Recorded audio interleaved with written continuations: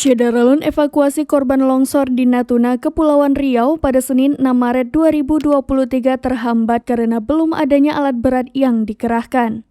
Tim Badan SAR Nasional dan Badan Penanggulangan Bencana Daerah telah mengirim tim untuk membantu penanggulangan bencana longsor di Serasan Natuna, Kepulauan Riau.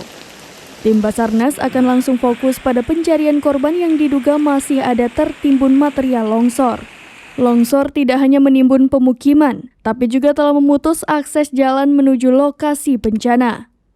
Akses jalan yang terputus ini menyebabkan proses evakuasi dan pencarian korban terkendala.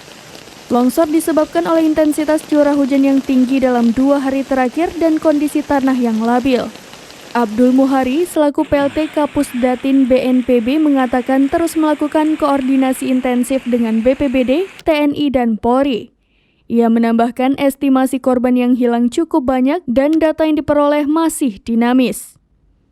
Lokasi yang terdampak longsor merupakan desa yang posisinya memanjang di pinggir bibir tebing.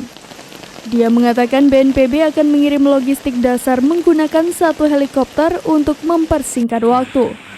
Abdul Muhari juga berharap proses pencarian korban akan terus dilakukan.